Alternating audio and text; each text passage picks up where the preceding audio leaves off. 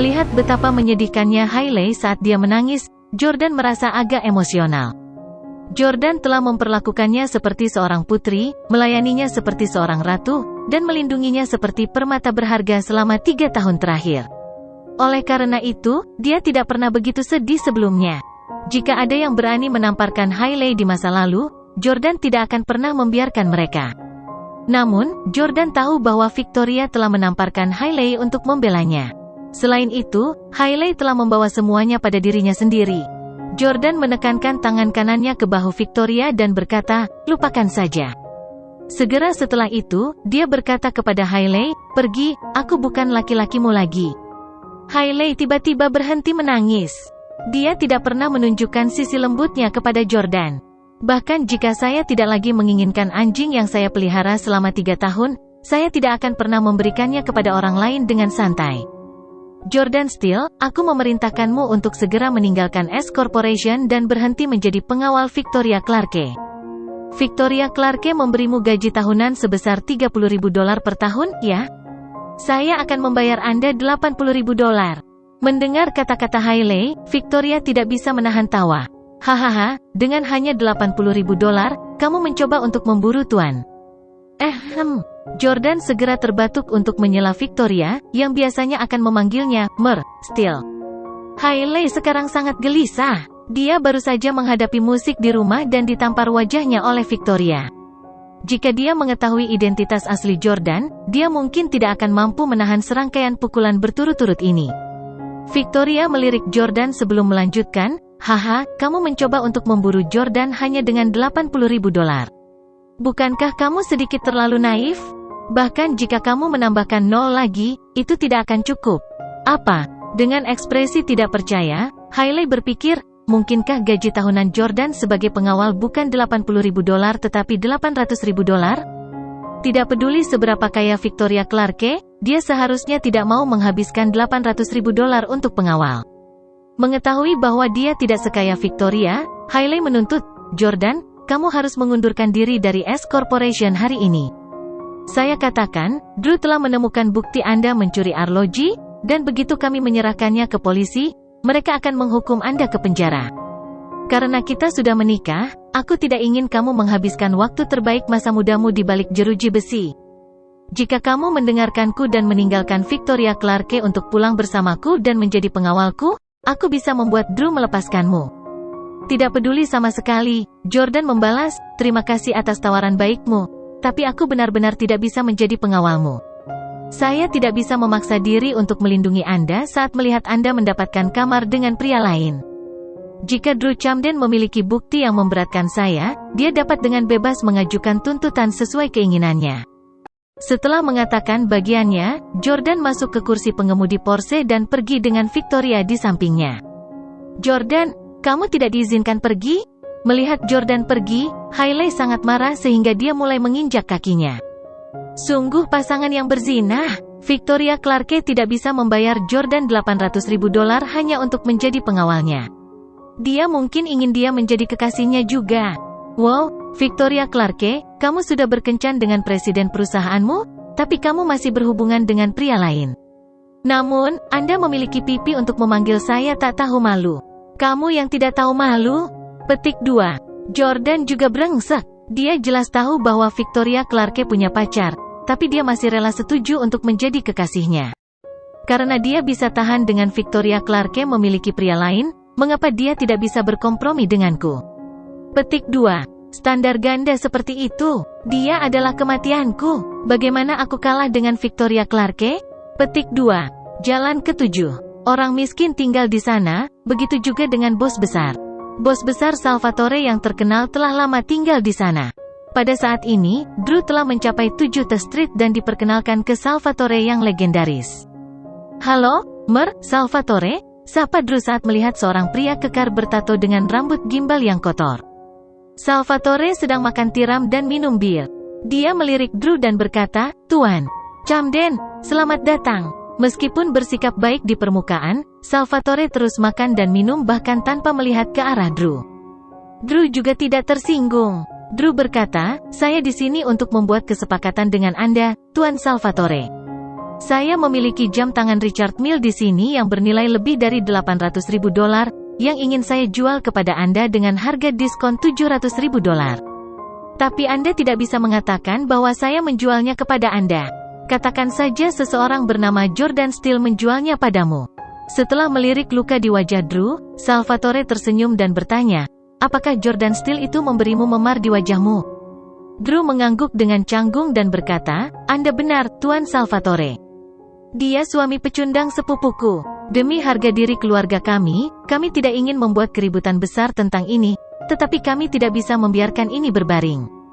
Saya harus menempatkan dia di balik jeruji besi. Salvatore menyesap bir dan berkata, tidak perlu bersusah payah. Saya hanya akan mengirim beberapa orang untuk membantu Anda memberinya pelajaran. Bukankah itu akan berhasil? Drew menghela nafas dan berkata, Tuan Salvatore, bajingan itu pandai berkelahi. Dia melumpuhkan semua petarung profesional yang dikirim ayahku untuk menghadapinya. Oh, begitu. Salvatore langsung tertarik. Bisakah yang disebut pecundang dan menantu yang tinggal sebagus itu dalam seni bela diri? Setelah beberapa pemikiran, Salvatore menggelengkan kepalanya dan berkata, saya tidak dapat membantu Anda dengan itu. Pak Pablo memperingatkan kita untuk tidak terlibat dalam urusan keluarga orang lain, jangan sampai kita menjadi satu-satunya orang berdosa setelah mereka berdamai. Setelah ditolak, Drew berseru dengan cemas, tidak. Sepupu saya sudah menceraikan Jordan Steele. Lagi pula, siapa Pablo? Kenapa kamu harus menuruti dia? Bajingan, Tuan Pablo adalah bos Salvatore. Bawahan Salvatore tiba-tiba menggonggong pada Drew. Setelah meneriaki bawahannya, Salvatore berkata kepada Drew sambil tersenyum, Tuan Pablo adalah pemimpin saya. Tanpa dia, tidak akan ada aku, jadi aku harus menurutinya. Lebih baik kau mencari orang lain. Drew menolak untuk menyerah. Dia tahu bahwa Salvatore adalah penggila uang dan membutuhkan uang karena larangan yang diterapkan pada bisnis ilegal baru-baru ini telah memengaruhi banyak bisnis yang dimiliki Salvatore. Oleh karena itu, Drew menawarkan, saya akan menjual jam tangan ini kepada Anda seharga $600.000. Salvatore menggelengkan kepalanya dan menolak, seperti yang saya katakan, Tuan Pablo seperti ayah saya. Aku harus menurutinya. Drew mengertakkan gigi dan berseru, $450.000. Anda bisa mendapatkan $350.000 jika Anda menjualnya kembali setelah membelinya dari saya. Salvatore tertawa terbahak-bahak, Tuan Pablo juga mengatakan bahwa kita tidak boleh mengatakan tidak pada uang. Menghasilkan uang adalah hal terpenting di dunia ini. Tuan Camden, saya akan melakukannya. Bahkan setelah berkendara keluar dari tempat parkir bawah tanah gedung perkantoran di pusat kota, dia sepertinya masih mendengar suara tangisan dan keluhan Hailey. Hailey selalu menjadi orang yang sombong dan arogan, jadi dia jelas tidak tahan ditampar di depan umum. Saat mengemudi, Jordan berkata kepada Victoria, yang ada di sampingnya. Victoria, kamu tidak perlu mencampuri urusan antara Hailey dan aku. Jangan menamparnya lagi. Victoria tahu bahwa Jordan merasakan sakit hati untuk mantan istrinya. Victoria berkata, ya, Tuan Steele, tetapi tidakkah Anda membencinya karena memperlakukan Anda seperti itu? Jordan tersenyum dan berkata, cinta adalah kebalikan dari kebencian. Tanpa cinta, bagaimana bisa ada kebencian? Mendengar kata-kata Jordan yang agak filosofis, Victoria tidak lagi melihatnya sebagai pemuda yang tidak berpengalaman. Menjadi keturunan keluarga bergengsi, pengetahuan dan ideologinya tidak bisa diremehkan. Jordan tampan, berasal dari keluarga kaya, memiliki pola pikir yang unik, dan sangat murah hati dan menyayangi wanita. Victoria mulai jatuh cinta padanya. Aku harus memenangkan hatinya. Victoria berpikir dalam hati. Puluhan menit kemudian, Jordan dan Victoria tiba di sebuah tempat bernama Golden Pavilion. Dikelilingi oleh tanaman hijau dan danau, menawarkan pemandangan yang indah. Ada museum setengah jadi di samping tempat yang tampak seperti resort. Setelah turun dari mobil, Jordan melihat sekelilingnya dan berkata, The Camdens berencana untuk membangun tempat tinggal pribadi kelas atas di sini. Kediaman pribadi kelas atas adalah proyek yang diminta Camdens untuk diinvestasikan oleh S Corporation. Itu adalah tempat tinggal pribadi yang dimaksudkan untuk keluarga tingkat atas. Menurut proposal yang diajukan Camdens, pada akhirnya akan ada lebih dari 10 villa bergaya barat di dalam kediaman. Interiornya terbuat dari kayu pinus, dengan jendela kaca ukuran penuh yang menawarkan pemandangan-pemandangan luar yang menakjubkan. Niat mereka adalah untuk menciptakan tempat tinggal pribadi yang paling khas dan indah di kota. Victoria mengangguk dan berkata, ini adalah kediamannya. Ini adalah tempat dengan tanaman paling hijau di kota. Ada banyak pohon maple, dan setelah pindah, kediaman bisa piknik di hutan maple. Ada juga mata air alami di sini. Saya percaya bahwa orang kaya di Orlando pasti akan membeli dan pindah ke villa di sini. Tapi Steele, apakah Anda benar-benar berencana untuk menginvestasikan uang dalam proyek mereka? Camden telah memperlakukanmu terlalu keterlaluan. Jordan tersenyum dan berkata, sebenarnya, akulah yang datang dengan konsep proyek ini. Apakah itu berarti Camden mencuri idemu? Victoria bertanya dengan heran. Jordan menggelengkan kepalanya dan berkata, kamu tidak bisa mengatakan itu. Saya dapat mengatakan bahwa Camden selalu ingin nyaman dengan keluarga top kota, tetapi kakek Hailey telah menendang ember. Herman dan Benedict Camden sama-sama tidak kompeten juga. Yang mereka lakukan hanyalah memperebutkan warisan aset keluarga mereka. Jadi, saya datang dengan proyek ini untuk Camdens, yang memungkinkan mereka untuk mengontrol keluarga papan atas tanpa perlu meningkatkan kemampuan mereka. Idenya adalah untuk hanya mengembangkan perkebunan tempat tinggal pribadi hanya untuk keluarga papan atas itu. Saya memberitahu Hailey tentang ide ini, dan dia kemudian memberitahu neneknya tentang hal itu. Meskipun dia menerima ide itu, dia membiarkan Herman Camden mengambil alih proyek tersebut.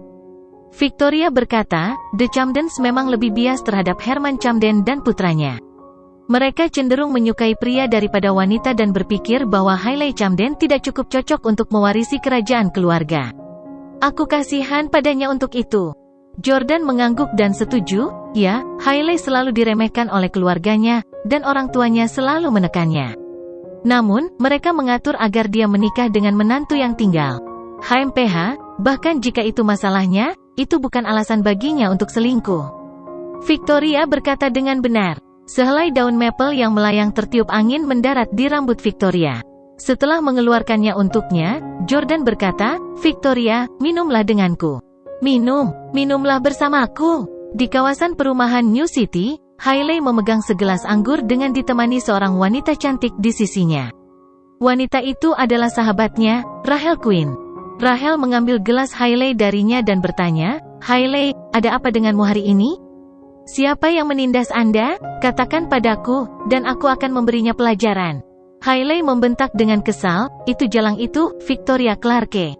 Dia menamparku. Saya hanya mengecam suami saya yang tidak kompeten, dan saya tidak memprovokasi dia sama sekali. Apa haknya untuk menamparku? Siapa dia bagi Jordan yang tidak berguna itu?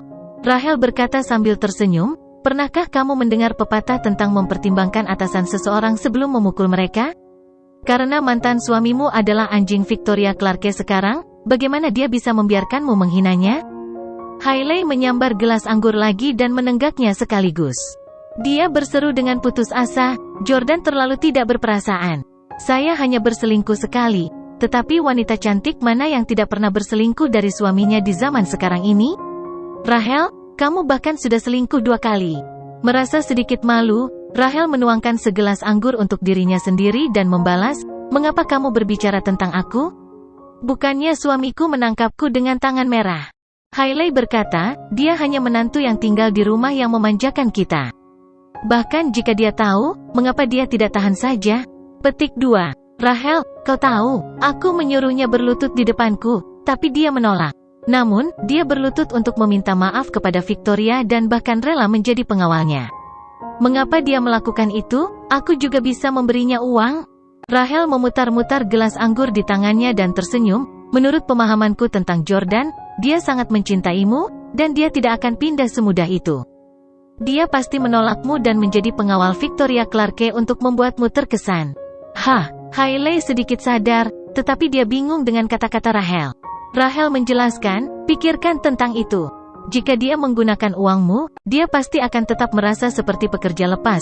Tetapi jika dia mendapatkan uangnya sendiri dari orang lain, dia akan bisa mengangkat kepalanya tinggi-tinggi di depanmu.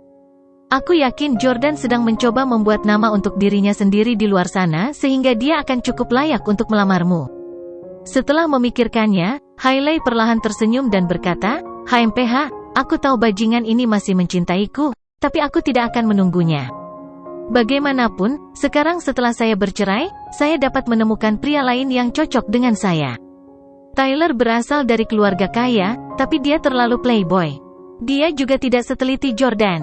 Rachel berkata, kamu bisa menikah dengan Tyler Collins dan paling banyak menceraikannya jika pada akhirnya tidak berhasil.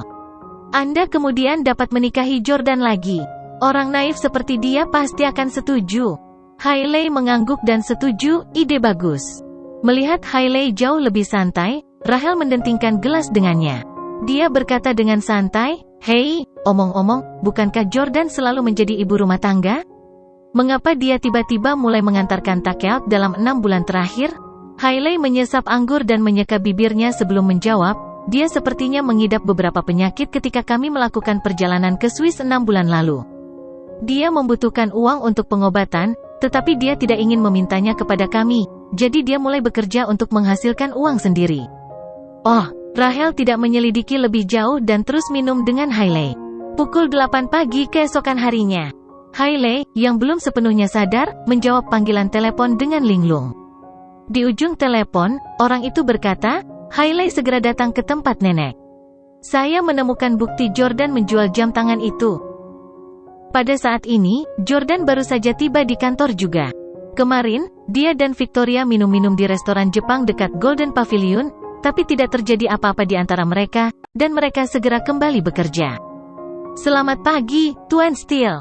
"Selamat pagi, Tuan Steele." Semua karyawan perusahaan menyapa Jordan dengan hormat ketika mereka melihatnya. Pada saat ini, Jordan menerima telepon dari Drew. Jordan mengerutkan kening dan menjawab panggilan itu. Drew memerintahkan, "Jordan, segera datang ke tempat nenekku. Saya telah menemukan bukti Anda menjual jam tangan yang Anda curi dari kami." Jordan berkata, "Saya terlalu sibuk untuk itu." Drew mendesak dengan tidak sabar, "Jordan Steele, apakah kamu terlalu takut untuk datang? Kami telah mengundang orang yang membeli jam tangan dari Anda ke tempat kami. Jika Anda punya nyali, datang ke sini dan hadapi dia secara langsung." Petik 2. Jordan sedikit bingung karena dia tidak menjual jam tangan. Lantas, dari mana Drew mendapatkan saksi itu?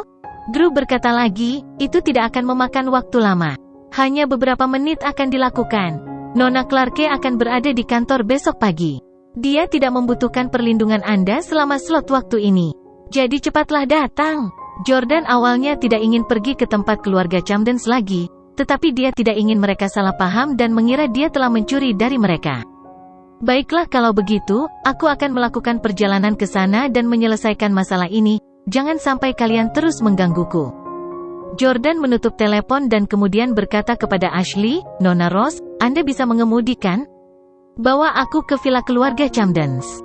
"Ya." Ashley Ross segera meletakkan dokumen di tangannya, meraih kunci mobil, dan berinisiatif menekan tombol lift untuk Jordan. Mereka kemudian naik lift sampai ke tempat parkir bawah tanah. Sebagai sekretaris pribadi Victoria, Ashley mendapat gaji bulanan beberapa ribu dolar, termasuk komisi. Dia memiliki Audi A3. Namun, kali ini, Ashley mengendarai mobil perusahaan, Mercedes-Benz S600, karena dia mengirim Jordan, bos perusahaan yang sah, ke tujuannya. Itu mobil yang biasa mereka pakai saat menghadiri acara formal atau menjemput klien. Namun, Jordan tidak menyukai mobil itu karena merasa tidak sesuai dengan usianya. Jadi dia memutuskan bahwa dia akan meluangkan waktu untuk membeli kendaraan sendiri. Ashley duduk di kursi pengemudi sementara Jordan duduk di kursi belakang. Ashley mengemudi dengan relatif mulus dan cepat. Namun, sepanjang perjalanan, dia sesekali mencuri pandang ke arah Jordan melalui kaca spion. Ini sangat menyebalkan. Mengapa Steele selalu duduk di kursi belakang? Ashley berpikir dalam hati. Baru-baru ini, dia mempertimbangkan untuk meninggalkan posisinya sebagai sekretaris Victoria, untuk menjadi asisten pribadi Jordan. Dengan cara ini, dia akan memiliki lebih banyak kesempatan untuk menjadi dekat dengan Jordan. Lebih dari 30 menit kemudian, Jordan tiba di gerbang villa Nyonya Camden tua. Pada saat ini, Drew, Elle, Hailey, dan yang lainnya berdiri di pintu masuk dan menunggu Jordan. Ketika mereka melihat mobil mewah yang harganya lebih dari $100.000, mereka semua tercengang. Mereka kemudian melihat Ashley keluar dari sisi pengemudi sebelum dengan cepat pergi ke kursi belakang untuk membukakan pintu bagi Jordan. Mereka terus memperhatikan saat Jordan turun dari mobil, mengenakan setelan jas. "Nona Ross, tunggu aku di sini," perintah Jordan sambil mengancingkan blazernya. Ya, Ashley membungkuk ke depan dan mengangguk dengan hormat.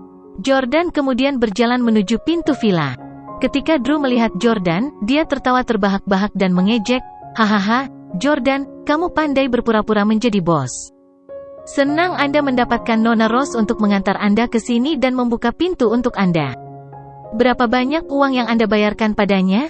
Petik 2. Dengan tangan terlipat, sosok Elle menonjol. "Semua orang tahu bahwa Anda adalah antek Nona Clarke di S Corporation. Jadi untuk apa kamu berpura-pura?" Jordan sudah lama terbiasa mendengar ejekan dan komentar sinis yang dibuat oleh Drew dan Elle. Namun, yang mengejutkannya, ini adalah pertama kalinya Hailey tidak memarahinya. Jordan melirik Hailey dengan terkejut, hanya untuk menyadari bahwa dia tersenyum padanya. "Hehe, Rachel benar. Jordan pergi ke S Corporation hanya untuk membuat nama untuk dirinya sendiri dan membuat saya terkesan suatu hari nanti. Hari ini, dia berpura-pura sukses. Itu seperti yang Rachel tebak." Hailey secara alami juga merasa bahwa Jordan berpura-pura, tetapi dia secara bertahap memahami alasan kepura-puraannya. Dia tahu bahwa dia ingin dia berhenti memandang rendah dirinya. Menatap Jordan, Hailey berpikir dengan puas, "Jordan, aku akan menjatuhkanmu. Bagus bahwa kita sudah bercerai sekarang. Saya bisa menikahi seseorang yang cocok dengan saya dan kemudian menjadikan Anda cadangan saya." Sebuah ide fantastis muncul di benak Hailey. Mayoritas wanita cantik hari ini akan memiliki lebih dari satu pacar cadangan. Hailey tidak melakukan itu di masa lalu, tetapi dia telah dipengaruhi oleh wanita di sekitarnya yang terus-menerus melakukannya. Jordan tidak tahu apa yang dipikirkan Hailey, tetapi dia tidak memandangnya dan malah menoleh ke Drew. "Potong omong kosong, di mana saksi yang kamu sebutkan?" Drew berkata dengan angkuh, "Dia ada di dalam, ikut denganku." Jordan mengikuti Drew ke villa. Dalam 3 tahun terakhir, Jordan lebih sering datang ke villa ini daripada Drew dan mereka bertiga, jadi dia sangat akrab dengannya. Namun, begitu dia masuk, Jordan tercengang. Ada hampir 10 pria berpakaian lusuh yang tubuhnya dipenuhi tato dan bekas luka, dan matanya dipenuhi dengan tatapan membunuh. Mereka jelas gangster. Aneh, bagaimana mereka bisa masuk? Jordan berjalan dengan rasa ingin tahu, dan tiba-tiba, seorang pria yang tampak tidak senonoh yang memiliki rambut gimbal, berjalan ke arahnya. "Jordan, temanku, kita bertemu lagi," kata pria itu. Jordan meliriknya dan bertanya, "Kapan kita pernah bertemu?" Pria itu berkata, "Anda lupa, 2 hari yang lalu Anda meminta untuk menjual jam tangan Anda kepada saya, dan saya membelinya dari Anda seharga $800.000. Saya Salvatore."